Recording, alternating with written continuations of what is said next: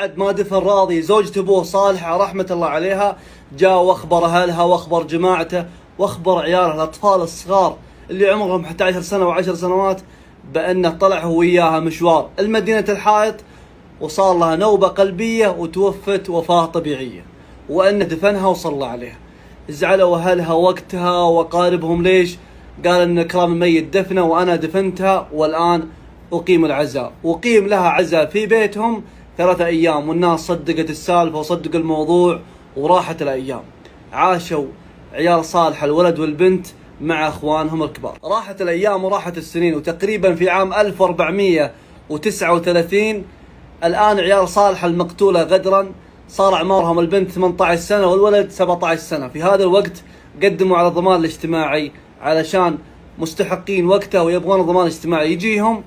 طلبوهم بعض المستندات، من ضمن المستندات شهادة وفاة أمهم. في هذا الوقت طالبوا أخوهم مرة ومرتين وثلاث وأربع، وتكرر الموضوع من فترة طويلة. طيب إن شاء الله إن شاء الله، وكأنه يصرفهم.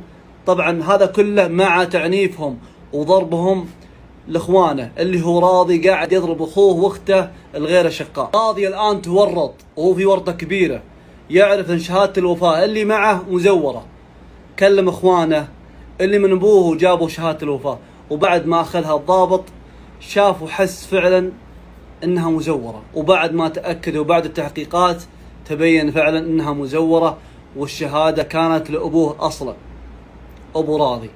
وبعد تحقيقات من الضابط اللي هو النقيب منصور الرشيدي تبين أن راضي فعلا قاتل زوجة أبوه اللي اسمها صالحة الرشيدي رحمة الله عليها.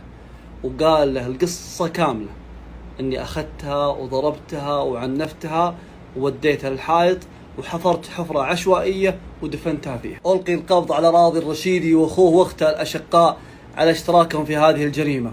رحم الله صالحة الرشيدي، سبحان الله العظيم. وبعد مرور 8 سنوات اخذ الله حقها، والدم عمره ما يضيع. رحمها الله، والله يصبر عيالها ويصبر اقاربها يا رب.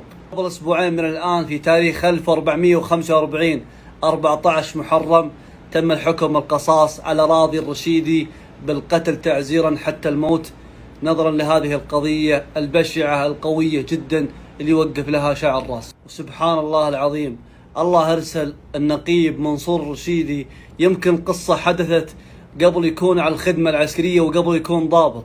الله أرسله إحقاقا لهذه المرأة المسكينة الضعيفة المظلومة، وتبرئة لها وتبرئة لعيالها اللي ما يدرون هل أمهم فعلا مقتولة.